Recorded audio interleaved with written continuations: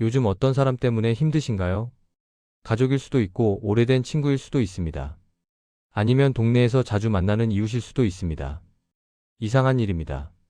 멀리 있는 사람은 그리워지는데 가까이 있는 사람은 때때로 버겁습니다. 한 할머니가 이런 말씀을 하셨습니다. 딸이랑 같이 살면 편할 줄 알았는데 자꾸 부딪혀요. 말 한마디에 서로 상처받고 나중엔 말도 안 하게 되더라고요. 또 다른 분은 이렇게 말씀하셨습니다. 친구들이 매일 카톡으로 이것저것 물어보는데 솔직히 피곤해요. 근데 무시하면 섭섭해할까봐 답장은 해야 하고요. 왜 이런 일이 생길까요? 옛날 이야기 중에 고슴도치 이야기가 있습니다. 추운 겨울 고슴도치들이 서로 따뜻함을 나누려고 가까이 갔습니다. 그런데 가시가 찔려서 다쳤습니다. 멀리 떨어지니 춥고 가까이 가니 아팠습니다. 우리 인간관계도 비슷합니다. 이번엔 뜨거운 차를 상상해 보세요. 각 끓인 차는 입에 댈 수 없습니다. 하지만 너무 식으면 맛이 없습니다. 적당히 식혀야 따뜻하게 마실 수 있습니다. 사람과의 거리도 마찬가지입니다. 너무 가까우면 서로의 날카로운 면이 보입니다. 작은 말 한마디가 마음을 찌릅니다. 너무 멀면 외롭고 쓸쓸합니다. 그래서 적당한 거리가 필요합니다. 이게 쉬운 일은 아닙니다. 특히 가족이나 오래 알고 지낸 사람일수록 어렵습니다. 이 정도는 괜찮겠지 하고 선을 넘기 쉽습니다. 또는 저 사람은 나를 이해해야 해 하고 기대하게 됩니다. 하지만 괜찮습니다. 지금부터라도 조금씩 조정하면 됩니다. 첫 번째로 기억해야 할 것은 신뢰는 서두르지 않는다는 것입니다. 어떤 분이 이런 말씀을 하십니다. 새로 이사 온 이웃이 너무 친절해서 좋았어요. 그래서 집 열쇠까지 맡겼는데 나중에 보니 제 물건을 함부로 쓰더라고요. 또 다른 분은 이렇습니다. 동창회에서 만난 친구가 사업한다고 돈을 빌려달래요. 옛날 정이 있어서 빌려줬는데 연락이 끊겼어요. 오랜만에 만난 친척이 이것저것 물어봐요. 얼마나 모아놨어? 애들한테 얼마 줬어? 처음엔 반가워서 대답했는데 나중에 보니 소문이 다 퍼져 있더라고요. 교회 새 집사님이 친절하게 다가왔어요. 고민 상담도 해주고 좋았는데 어느 날 보니 제가 한 말을 다른 사람들한테 다 말하고 다녔어요. 왜 이런 일이 생길까요? 우리는 외로움을 느낄 때 누군가의 친절에 쉽게 마음을 엽니다. 특히 나이가 들수록 그렇습니다. 이 사람이 나를 챙겨주네 하는 생각에 빨리 믿게 됩니다. 하지만 진짜 신뢰는 행동으로 증명됩니다. 말이 아니라 행동입니다. 그리고 시간이 필요합니다. 한두 번 친절한 건 누구나 할 수 있습니다. 하지만 계속해서 일관되게 행동하는 사람은 드뭅니다. 친절이 곧 신뢰는 아닙니다. 이렇게 말해보는 건 어떠세요? 고마운데 이건 제가 직접 할게요. 도움을 받되 중요한 일은 스스로 처리합니다. 개인정보는 조금씩만 나눕니다. 재산, 가족 문제, 건강 상태는 천천히 말합니다. 최소 3개월은 지켜봅니다. 약속을 지키는지 말과 행동이 일치하는지 확인합니다. 이렇게 한다고 해서 내가 의심하는 것 같아 미안해. 조심하는 것은 의심이 아닙니다. 지혜입니다. 나도 뭔가 해줘야 할 것 같아. 친절을 받았다고 무조건 보답할 필요는 없습니다. 천천히 가도 괜찮습니다. 진짜 좋은 관계는 급하게 만들어지지 않습니다. 시간이 흐르면서 자연스럽게 쌓입니다. 두 번째로는 무례한 사람과는 싸우지 마세요. 어떤 분이 이런 일을 겪으셨습니다. 시장에서 물건 사는데 옆 사람이 새치기를 해서 제가 줄을 서야죠라고 했더니 뭐 어때서요? 바빠 죽겠는데? 하면서 큰 소리를 치더라고요. 기분이 나빠서 한마디 더 했는데 결국 싸움만 됐어요. 또 다른 분은 이렇습니다. 동창 모임에서 누가 자꾸 저를 무시하는 말을 해요. 요즘 늙어서 그런지 기억력이 없네? 이런 식으로요. 참다가 한마디 했더니 제가 예민한 사람 취급을 받았어요. 아마 다들 이런 경험 있으셨을 거예요. 또 이런 경우도 있으셨을 거예요. 며느리가 명절에 와서 이것저것 지적해요. 요즘 이렇게 안 해요. 그건 옛날 방식이에요. 처음엔 참았는데 자꾸 그러니까 화가 나서 한마디 했어요. 그랬더니 집안 분위기가 싸해졌어요. 친구가 카톡으로 계속 연락해요. 왜 답장 안 해? 나 무시하는 거야? 바빠서 못 본 건데 자꾸 따지듯이 물어보니까 피곤해요. 모든 싸움에 응할 필요는 없습니다. 우리는 무례한 말을 들으면 참기 힘듭니다. 내가 가만히 있으면 무시당하는 것 같아라는 생각이 듭니다. 그래서 맞받아칩니다. 하지만 감정적인 사람과 말싸움을 해봤자 이길 수 없습니다. 상대는 이성이 아니라 감정으로 말하기 때문입니다. 결국 둘 다 기분만 나빠집니다. 더 중요한 건 이겁니다. 내 평정을 지키는 것이 이기는 것입니다. 이렇게 말해보는 건 어떨까요? 그럴 수도 있겠네요. 동의하는 게 아니라 대화를 끝내는 겁니다. 지금은 이야기하기 어려울 것 같아요. 감정이 격해졌을 때는 거리를 둡니다. 대답하지 않고 자리를 뜹니다. 말로 안 되면 행동으로 경계를 만듭니다. 침묵도 대답입니다. 내가 참으면 상대가 더 심해질 거야. 참는 게 아니라 거리를 두는 겁니다. 다릅니다. 한 번쯤은 제대로 말해줘야 해. 감정적인 사람은 제대로 된 말을 알아듣지 못합니다. 모든 사람과 좋은 관계를 유지할 수는 없습니다. 어떤 사람은 그냥 멀리하는 게 답입니다. 그게 나를 지키는 길입니다. 세 번째로 기억할 것은 남의 평가에 흔들리지 않는 것입니다. 한 할머니가 이런 이야기를 하셨습니다. 손주 돌봐주다가 허리가 아파서 잠깐 쉬었어요. 그랬더니 동네에서 요즘 할머니들은 손주도 안 봐준대 하는 소리가 들리더라고요. 기분이 나빠서 다시 돌봐줬는데 몸이 너무 안 좋아졌어요. 또 다른 분은 이렇습니다. 교회에서 봉사 안 한다고 눈치를 줘요. 나이 들어서 힘든데 계속 부탁하니까 거절하기가 어렵더라고요. 결국 억지로 했는데 몸도 마음도 지쳤어요. 자식들이 엄마는 왜 맨날 집에만 있어? 하고 물어요. 친구들 만나라고 하는데 솔직히 피곤해요. 근데 안 나가면 이상한 사람 취급받는 것 같아서 나가게 돼요.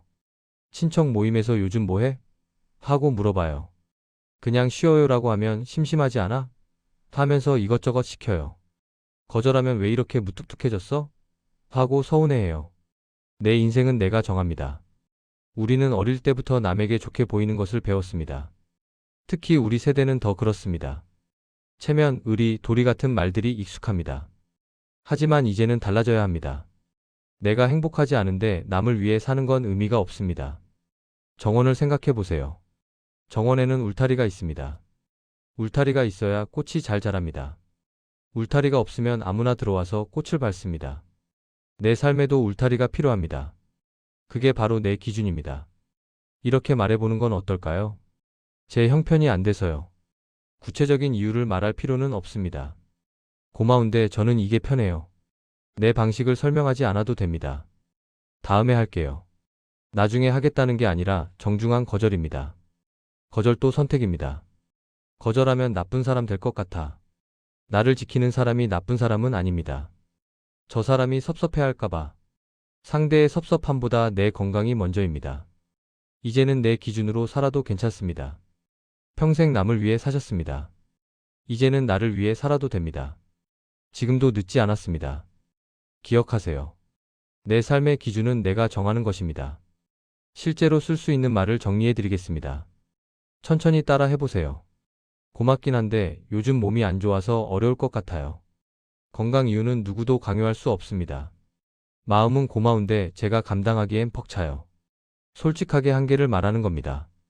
다음에 기회 되면 그때 하는 게 어떨까요? 지금은 안 된다는 걸 부드럽게 전달합니다. 요즘 좀 바빠서 연락이 늦을 수 있어요. 미리 말해두면 부담이 줄어듭니다. 그 부분은 제가 직접 처리할게요. 도움을 거절할 때 쓰는 말입니다. 지금은 혼자 있고 싶어요. 솔직하게 말하는 것도 방법입니다. 이 말들을 외울 필요는 없습니다. 필요할 때 떠올리면 됩니다. 말투는 여러분 스타일로 바꿔도 괜찮습니다. 중요한 건 의도입니다. 나를 지키면서도 상대를 배려하는 마음입니다. 다시 비유로 돌아가 보겠습니다. 겨울에 난로 앞에 앉는다고 생각해 보세요. 너무 가까이 앉으면 뜨겁습니다. 하지만 너무 멀리 떨어지면 춥습니다. 적당한 거리에 앉으면 따뜻합니다. 그 거리는 사람마다 다릅니다. 추위를 많이 타는 사람은 조금 더 가까이 앉고 더위를 많이 타는 사람은 조금 멀리 앉습니다. 관계도 마찬가지입니다. 어떤 사람은 가까운 관계가 편하고 어떤 사람은 적당한 거리가 편합니다. 둘 다 괜찮습니다. 틀린 게 아닙니다. 문제는 상대가 내 거리를 인정하지 않을 때입니다. 왜 이렇게 차갑게 구냐? 우리 사이에 이 정도도 안 되냐? 이런 말을 들으면 죄책감이 듭니다. 하지만 기억하세요. 내가 편한 거리를 지키는 건 잘못이 아닙니다. 한 할아버지가 이런 말씀을 하셨습니다. 자식들이 자주 전화하라고 해요. 근데 저는 일주일에 한 번이면 충분해요. 처음엔 미안했는데 이제는 이게 나야 라고 생각해요. 그렇습니다. 자신의 리듬을 찾는 게 중요합니다. 가족과의 거리에서 매일 연락하기 부담스러우면 일주일에 한 번 통화할게 라고 정하세요. 친구와의 거리에서 자주 만나기 힘들면 한 달에 한 번 만나는 게 어때? 라고 말해보세요. 이웃과의 거리에서 매일 인사는 하되 집에 초대하는 건 가끔만 하세요. 거리는 조정할 수 있습니다. 처음엔 어색할 수 있습니다. 상대가 서운해할 수도 있습니다. 하지만 시간이 지나면 익숙해집니다. 진짜 좋은 관계는 거리를 존중할 줄 압니다. 내게 편한 거리를 찾고 지키는 것이 관계를 지키는 길입니다. 여기까지 듣고 이런 생각이 드실 수 있습니다. 그럼 혼자 있어야 하나요? 외롭지 않을까요? 괜찮습니다. 당연한 걱정입니다. 거리를 두는 게 관계를 끊는 건 아닙니다. 오히려 더 건강한 관계를 만드는 겁니다. 한 할머니가 이런 이야기를 하셨습니다. 친구들이랑 매일 만났을 때는 피곤했어요. 근데 한 달에 두세 번만 만나니까 오히려 더 좋아졌어요. 만날 때마다 할 이야기도 많고 서로 덜 부담스러워요. 또 다른 분은 이렇습니다. 자식들이 주말마다 오라고 했는데 저는 한 달에 한 번만 가겠다고 했어요. 처음엔 서운해했지만 지금은 이해해요. 만날 때마다 더 반갑고 대화도 잘 돼요. 거리가 관계를 망가뜨리지 않습니다. 외로움은 혼자 있을 때만 느끼는 게 아닙니다. 사람들 속에 있어도 외로울 수 있습니다. 진짜 외로움은 나를 이해받지 못할 때 느껴집니다. 아무리 많은 사람과 함께 있어도 내 마음을 알아주는 사람이 없으면 외롭습니다. 반대로 혼자 있어도 내 마음을 이해하는 사람 한두 명만 있으면 괜찮습니다. 외로움을 견디는 3가지 방법. 혼자만의 시간을 즐기는 법을 배우세요. 책 읽기, 산책하기, 음악 듣기 같은 작은 즐거움을 찾으세요. 깊은 대화를 나눌 수 있는 사람 한두 명을 소중히 하세요. 많은 사람보다 진심 어린 한 사람이 낫습니다. 외로움을 부정하지 마세요. 외롭네 하고 인정하면 조금 편해집니다. 외로움도 삶의 일부입니다. 완벽한 관계는 없습니다.